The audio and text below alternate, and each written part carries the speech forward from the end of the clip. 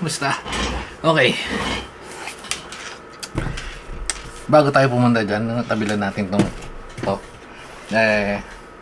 Props sa Lazada kasi nakita niyo ito nakalagay. To. Actually, ito yan. Kita niyo yan. Mabilis. Ayan, kita niyo yan. Mabilis. Or hindi ka lang mabilis. Mas mabilis. Legit, men. In-order natin to kahapon or depende kung kailan mo pinapanood. Order ako ng alas 6, alas 7 ng gabi. Kinabukasan ng alas 10 ng umaga, mga around 11 or baka mas maaga pa. Feeling ko kasi tulog ako noon. Dumating na to. Hindi ko alam kung paano nangyari pero sobra legit ang bilis. Okay, ano to?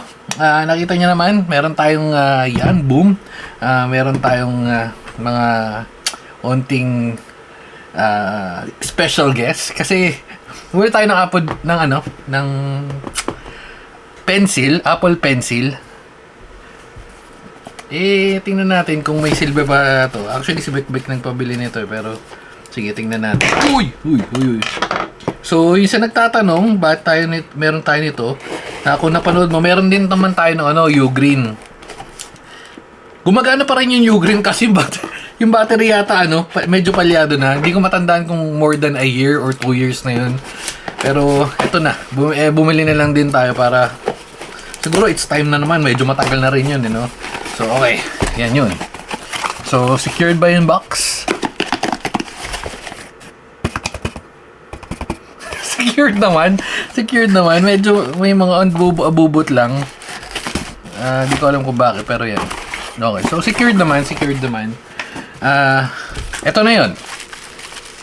Unang-una, ang laki ng na-discount dito kasi parang 8,000 to pagkakasabi ni Bekbek. Pero nabili lang natin ng ito, yan. Ng 6.5 or 6.563.97 to be exact. Okay.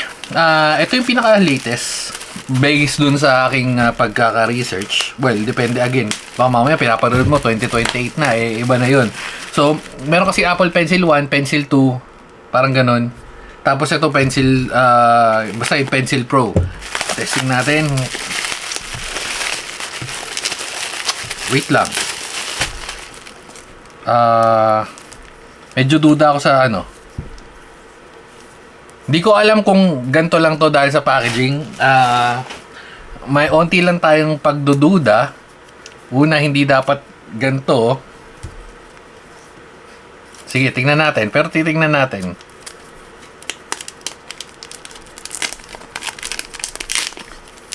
Ito yung sinasabi ko na kung nagigets nyo, yung sa Apple di naman ganito yung packaging nila. Pero baka ito lang yung sa labas dahil nga again pinaship.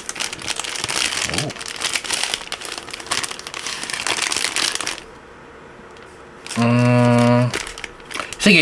Sige, papalagpasin natin yung pagdududa natin. Hindi ko mapapakita yung serial kasi may serial number pero tatry natin tong part na to. Yung Apple unboxing experience ba to?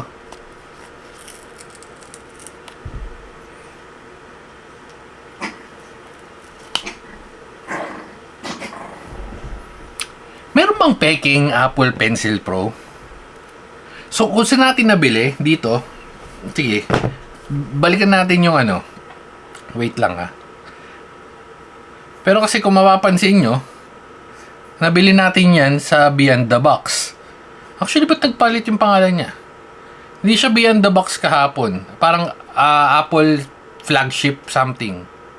Ba't nagpalit? Para Apple flagship something yun. Okay, since Beyond the Box na siya ngayon, baka legit nga. Kasi kung titignan natin, again, ayan yung Beyond the Box. Pag click natin yan, okay. Flagship store, 99% seller ratings, 99%. Okay. Bago lang ba to? Gaano ba katagal? Okay, mayroon siyang 579 followers. Yung review. Ayun, ang daming reviews. Sige, baka hindi. Baka ganito nga lang yung app, yung Pero nakakaduda Okay, sige. Sige, palagpasin natin. Palagpasin natin. Okay. So, yun na. Nakakaduda kasi iba yung experience nung ano, lalo na ito.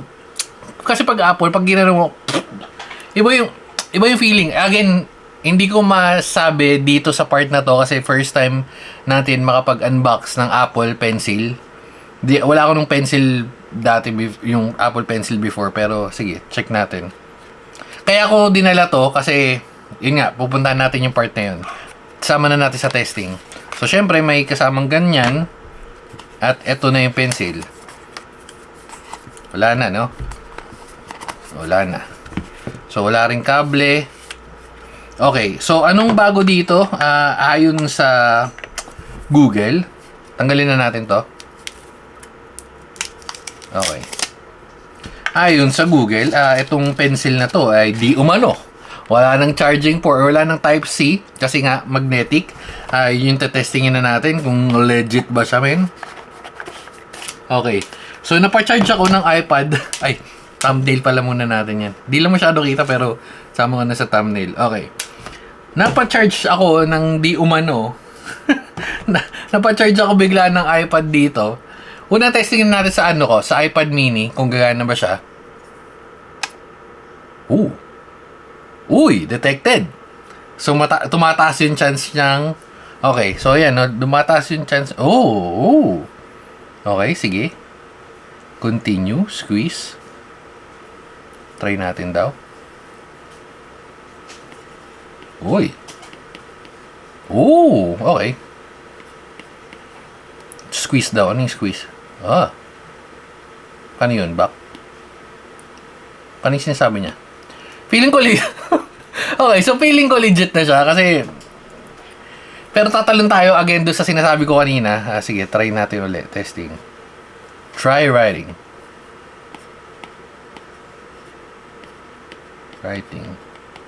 Napakaangas. Okay. Continue. Hindi natin i-add kasi si Bekbek nagpabili nito. Malamang sa kanya to. This will allow not now. Ay, na-cancel. O sige, ito na yung sa next part. Ito yung sinasabi ko. Pag legit na Apple products, again, na-testing natin dito. So, dapat, supposedly, tatalon siya dito. Hindi ko na alam laman ng Apple, ng iPad natin. Okay.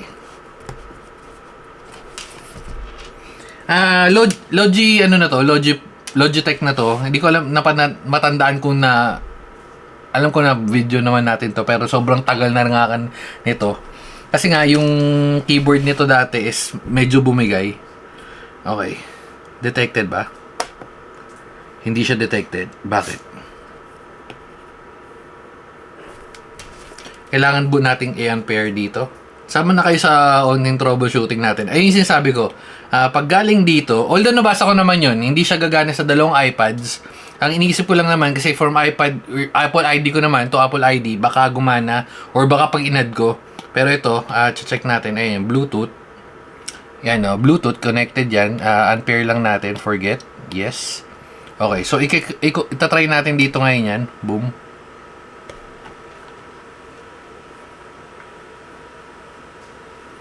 At bakit hindi niya nababasa, men? O hindi niya nababasa. Ay, no, meron pa nga iPad Bluetooth keyboard. Uy, wait, laptop.